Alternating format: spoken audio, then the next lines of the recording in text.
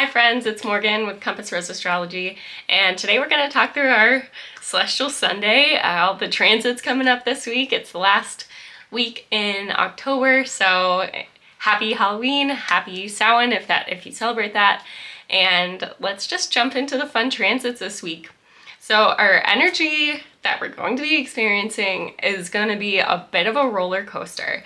So I think what we can kind of say is that the whole week is going to revolve around joy and pleasure, but then by the end of the week it's going to be kind of overshadowed by purpose and your beliefs and morals and ethics, basically. So the things that you love and that you're going to be able to express and experience at the beginning of the week might be kind of put on the back burner at the end in order to make room for what the right direction is for you and your life. So let's just start off with our really fun first transit today on Sunday, October 23rd. We are going to have the Sun and Venus transit into Scorpio. And yes, you are right. The Sun and Venus, they're still like kind of plop right on top of each other, kind of like a donut, basically. If you imagine the Sun as the donut and then right in the donut hole, that's where Venus is. They're still cazimi. Venus is still cazimi. And if this is your first time watching one of these videos, what that means is that Venus is right in the heart of the Sun. And usually when a planet is in the outer kind of rays, that's what they call it, it's under the rays of the Sun, like in those external kind of angles, then the planet is usually kind of has a hard time acting out what it wants to do. It is more lethargic, it's just not really supported, it's just kind of like chugging along because it's getting way overheated by the Sun. But Venus is in the heart of the Sun, which means in traditional astrology there was a concept called cazimi. That means that when a planet is right in the center of the Sun, it is protected by the Sun. And the Sun acts as kind of a guardian. It doesn't heat it up too much. It allows it to be instead more amplified and more powerful right at the center. And so Venus is going from its previously ruled sign. It was in Libra, right? And the Sun was in the fall in Libra. And now they're moving into Scorpio, where the Sun is getting a lot more power. It's not exalted or anything in Scorpio, but it goes from being in a place of kind of a harder place where it could act to being in a more normal place where the Sun has its ability to kind of act out what it wants to achieve.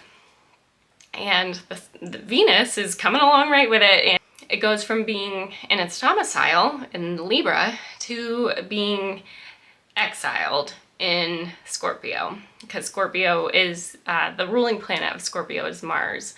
So the Sun is super strong here. It's going to be taking on a lot of Venusian attributes while it's in Scorpio. And specifically, it's going to be Scorpio-based Venus attributes. So this means you could be expressing yourself very physically that day. You can be expressing how you feel towards someone in sort of like very fiery, passionate acts of expression.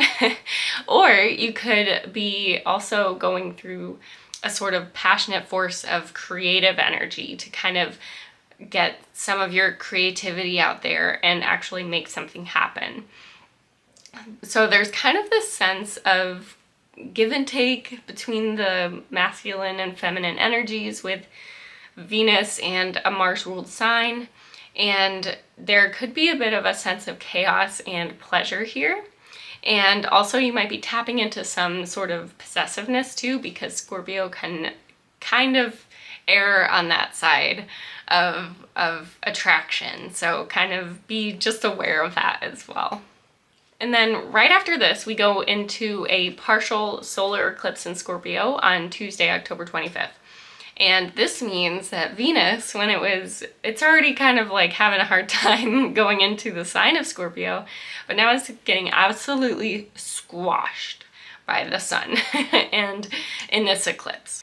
So kind of consider this transit a kind of a take a good hard look transit, because we have another eclipse happening in 2023 in Scorpio, where things that you might be experiencing now will culminate again at that time period. So whatever you might have started in November 2021 will be coming to an end here. And it's going to be really freeing to your Venusian aspects. So whatever passion you desire, whatever path you really want to take, this will all be really awakened here based off of your actions in November 2021. Mars is in Gemini, and so Mars in Gemini is going to be giving it kind of like that really feisty, kind of excitable energy that Mars in Gemini creates to really get you going after this eclipse. So there's going to be themes here around like food, how you heal, how you consume. It's going to be about sex and sexual activity, addressing your inner demons, and it's honestly all going to be about your foundation, security, and comfort. Like, my big word for this eclipse and this eclipse season is security, because that's a big theme that you find between Taurus and Scorpio. So it could be whatever you really find that makes you feel secure. Is it having a certain type of food available to you? Like maybe you have a lot of allergies or something, or you want to have it, like having your kind of cultural food around you means a lot to you. Maybe that's what makes you feel home. Or it could be that you want a certain amount of like sexual intimacy in your relationships in order for them to feel like really secure. Maybe it could be getting out of debt. That could make you feel secure and make you stop feeling so trapped. It could be buying a home instead of leasing. Stuff like that. Like whatever makes you feel secure is going to be brought up in this time. And then on Wednesday, October 26th, we're going to have Mercury in Libra trine Mars in Gemini. A lot of air energy. I love when this happens.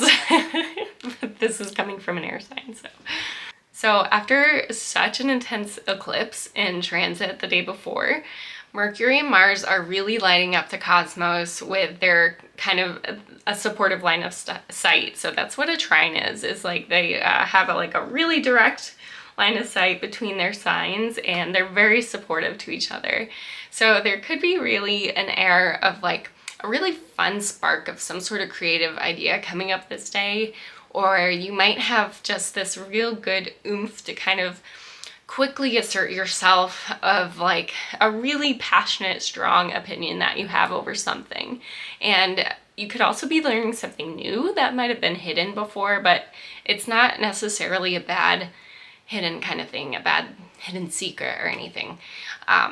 Libra and Gemini really promote constructive thinking and activity. So whatever you could be learning, you could be expressing, it might just be bringing you down kind of a really fun new path that you might not have previously wanted to explore before, but it's just a lot of curiosity and willingness to do new things, and just being open and kind of finding that childlike joy that you might have lost touch with at points in your life. And then on Thursday, October 27th, we have Jupiter moving retrograde into Pisces. So when a planet moves into a retrograde motion, there's going to be like a lot of revisiting. It's going to be very much a theme that you're going to be experiencing for a while. So wherever Pisces lands in your chart, this might be lit up for you for a while, especially because Jupiter is essentially going to be moving into a conjunction with Neptune, which has been hanging out in Pisces for quite some time, right? And these two planets kind of moving together, it's going to take a long time because Neptune is super slow. And Jupiter is like, it's still one of the inner planets, so its revolutions around the sun are a little bit quicker. But this conjunction is going to take a lot of time to kind of build up, and then it's also going to take a lot of time to split apart, especially when Jupiter finally stations and moves direct again to go back into Aries. And what I think of when I think of these two planets and having any sort of like aspect with each other is there's a lot of big thinking here.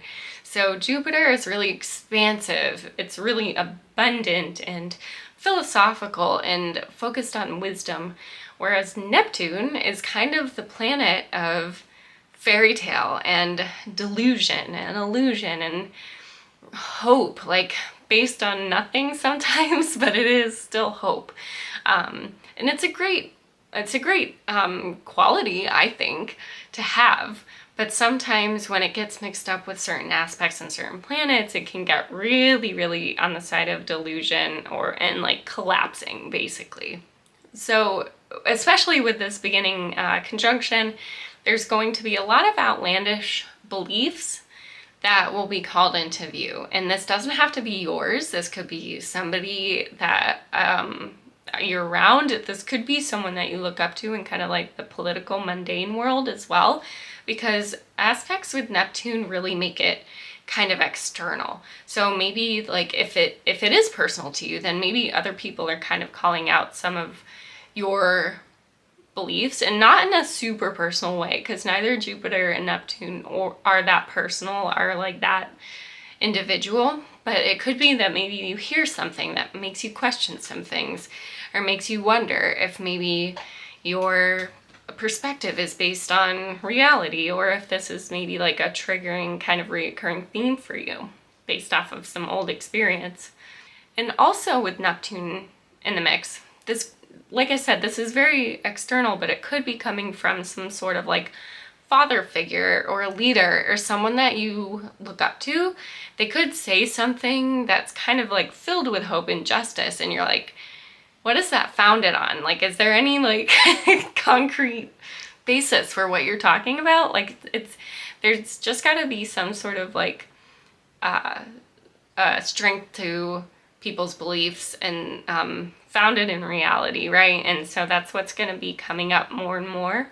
If you consider yourself like an artistic person or a creative, there could also be a mixing of arts and ideals. If you are trying to find like kind of a story to tell laced with a moral of the story within that, you know, like usually in these like fairy tales, there's always a moral of the story at the end. And you could be trying to make something that has a purpose and a point to kind of get across that's bigger than the story itself. Also, there could be questions kind of authenticity here, and it could be like, in my opinion, it could be like working for the man. You might be kind of questioning maybe yourself. There could be just these broader questions of, am I working for someone or working with someone that I believe in? You know, you might be wanting to understand kind of the bigger picture until you change something big in your life. Like if you're offered a promotion or a new job from someone and you see hearing all these really good words from this person that would be your manager or something, right? And you're like, let's see what the rest of the company has to say. What do these other employees have to say? And kind of there might be some research and delving kind of deeper beyond the kind and sparkly words, you know? And then on Saturday, October 29th, Mercury transits into Scorpio. And Scorpio hosts Mercury really strongly. So Mercury is just kind of following the Sun and Venus here. He's catching on up. There will be a bit of an emphasis on kind of observation and holding secrets and not exposing them, you know?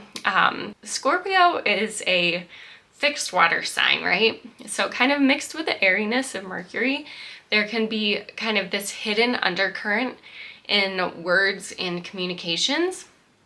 And you're going to find yourself really observant here and able to kind of pick up on inconsistencies or read between the lines, because that's what Scorpio is really good at. Scorpio has this kind of like no nonsense look into people, and it can see beyond what it's being told. So this is the beginning of Scorpio season, so lean into all of this really fun Scorpio energy. I love the Scorpio energy. It's like the perfect balance to Libra. After having that really kind of surface level, balance and understanding and things, and that really beautiful change of colors. We now get into the season where all the leaves fade and we get really into kind of the nitty-gritty aspects of life and the important things that will actually move us forward onto a path that really means something to us, you know? Okay, I hope you guys enjoyed this video. Let me know if you experience any of these energies this week, because I would really love to hear all of your stories. And I will talk to you soon. Bye.